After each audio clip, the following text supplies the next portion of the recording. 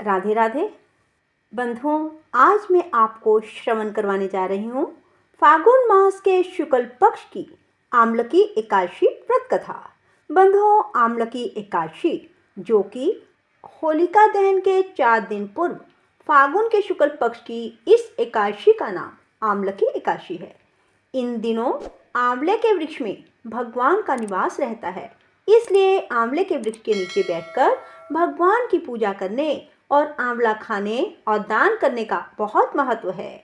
ब्रह्म ऋषि वशिष्ठ जी और महाराज मानधाता के मध्य संवाद रूप में है इस एकादशी की कथा। त्रेता युग में एक दिन महाराज मानधाता ने ब्रह्म ऋषि वशिष्ठ जी से अनुरोध किया, हे मुनिवर, यदि आप मुझसे प्रसन्न हैं तो कृपा पूर्वक मुझे कोई ऐसा व्रत बतलाएं जिसको करने से मेरे सब प्रकार से कल्याण हो। महर्षि वशिष्ठ जी ने उत्तर दिया, हे राजन, यूं तो सभी व्रत बहुत उत्तम हैं, परंतु इनमें सर्वोत्तम है आमलकी एकादशी व्रत। फागुन मास के शुक्ल पक्ष की इस आमलकी एकादशी का व्रत करने से सभी पाप नष्ट हो जाते हैं। इस व्रत को करने से 1000 गायों के दान के बराबर पुण्य प्राप्त होता है। इस बारे में एक कथा मैं तुम्हें श्रवण करवा रहा हूँ। वैदिक नामक एक नगर में ब्राह्मण, क्षत्रिय, वैश्य और शूद्र चारों वर्णों के परिवार आनंद पूर्वक रहा करते थे। वहां पर सदैव वेद ध्वनि गूंजा करती थी। पापी, दुराचारी और नास्तिक कोई ना था। उस नगर में चैत्ररथ नाम का चंद्रवंशी राजा राज्य करता था। सभी नगरवासी भगवान विष्णु के परम भक्त थे और सभी नियम पूर्वक एकादशियों का व्रत करते थे। प्रत्येक वर्ष के समान फागुन मास के शुक्ल पक्ष की आमलकी एकादशी आई। उस दिन राजा, प्रजा, बाल, वृद्ध सब ने हर्ष पूर्वक व्रत किया। राजा अपनी प्रजा के साथ मंदिर में जाकर कुंभ स्थापित करके धूप, दीप, नैवेद्य, पंचरत्न आदि से आंवले का पूजन करके इस प्रकार स्तुति करने लगा। प्रत्येक वर्ष के समान फागुन मास के शुक्ल पक्ष की आमलकी एकादशी आई। उस दिन राजा, प्रजा, बाल, वृद्ध सब ने हर्षपूर्वक व्रत किया। राजा अपनी प्रजा के साथ मंदिर में जाकर कुंभ स्थापित करके धूप, दीप, नैवेद्य, 5 रत्न आदि से आंवले का पूजन करके इस प्रकार स्तुति करने लगा, हे धात्री, आप ब्रह्मा जी द्वारा उत्पन्न हुए हो और समस्त पापों का नाश करने वाले हो, अतः आपको नमस्कार है। अब आप मेरा अधर्य स्वीकार करें। आप रामचंद्र जी द्वारा सम्मानित हो। मैं आपसे प्रार्थना करता हूँ कि आप मेरे समस्त पापों को समूल नष्ट करें। मंदिर में सबने रात्रि को जागरण किया। रात के समय वहाँ एक बहेलिया आया जो अत्यंत पापी और दुराचारी था। वह अपने कुटुंब का पालन पोषण जीव हिंसा करके किया करता था।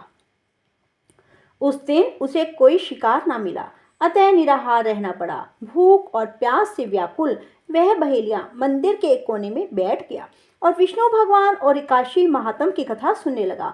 इस प्रकार अन्य मनुष्यों की भांति उसने भी सारी रात जागरण किया। प्रातःकाल घर आकर उसने भोजन किया। कुछ समय बाद उस बहेलिये की मृत्यु हो गई। आमलकी एकादशी का व्रत और जागरण करने के कारण अगले जन्म में उस बहेलिये ने राजा विदुरथ के घर जन्म लिया। उसका नाम वसुरथ रखा गया। युवा होने पर वह चतुरंगिनी सेना और धन धान्य से युक्त होकर 10,000 ग्रामों का पालन करने लगा। वह तेज में सूर्य के समान, कांति में चंद्रमा के समान, वीरता में भगवान विष्णु के समान और क्षमा में पृथ्वी के समान था। वह अत्यंत धार्मिक, सत्यवादी, कर्मवीर और विष्णु भक्त राजा बना। प्रजा का समान भाव से पालन, यज्ञ करना और दान देना उसका नित्य का कर्तव्य था। एक दिन राजा वसुरथ शिकार खेलने वन में गया। दैव योग से वह मार्ग भूल गया और रात्रि हो जाने पर उसी वन में एक वृक्ष के नीचे सो गया। थोड़ी देर बाद पहाड़ी मलेच्छ वहां आए और राजा को अकेला देखकर मारो मारो की आवाजें लगाते हुए वसुरथ की ओर दौड़े। वे मलेच्छ कहने लगे, इसी दुष्ट राजा ने हमारे माता पिता, पुत्र पौत्र आदि अनेक संबंधियों को मारा है और इसे देश से निकाल दिया जाए, अतः इसको अवश्य मारना चाहिए। ऐसा कहकर वे मलेच्छ अस्त्रों पर प्रहार करने लगे। अनेक अस्त्र शस्त्र राजा के शरीर पर गिरते ही नष्ट हो जाते और उसका वार पुष्पों के समान प्रतीत होता। अब उन मलेच्छों के अस्त्र शस्त्र उल्टा उन्हीं पर प्रहार करने लगे, जिससे वे घायल होने लगे। इसी समय राजा को भी मूर्छा आ गई। उस समय राजा के शरीर से एक दिव्य स्त्री उत्पन्न हुई। वह स्त्री अत्यंत सुंदर वस्त्रों और आभूषणों से अलंकृत थी, मगर उसकी भृकुटी टेढ़ी थी, आंखों से लाल लाल अग्नि निकल रही थी। वह स्त्री मलेच्छों को मारने दौड़ी और थोड़ी ही देर में उसने सब मलेच्छों को काल के गाल में पहुंचा दिया। जब राजा सोकर उठा तो इन मलेच्छों को मरा हुआ देखकर सोचने लगा कि इन शत्रुओं को किसने मारा है। वह ऐसा विचार कर ही रहा था कि तभी आकाशवाणी हुई, हे राजा, इस संसार में विष्णु भक्त के अतिरिक्त कौन तेरी सहायता कर सकता है। इस आकाशवाणी को सुनकर राजा अपने नगर को चला आया और सुखपूर्वक राज्य करने लगा। महर्षि वशिष्ठ जी आगे बोले, हे राजन, यह आम्लकी एकादशी के व्रत का प्रभाव था। जो मनुष्य इस आम्लकी एकादशी का व्रत करते हैं वे सभी कार्यों में सफल होकर अंत में विष्णु लोक को प्राप्त होते हैं। बोलो विष्णु भगवान की जय, लक्ष्मी माता की जय। बंधुओं, जो कोई भी आम्लकी एकादशी का व्रत करता है उसे 1000 गोदान के बराबर पुण्य की प्राप्ति होती है। बंधुओं, आम्लकी अर्थात आंवला, इस दिन आंवले के वृक्ष का पूजन अवश्य करें।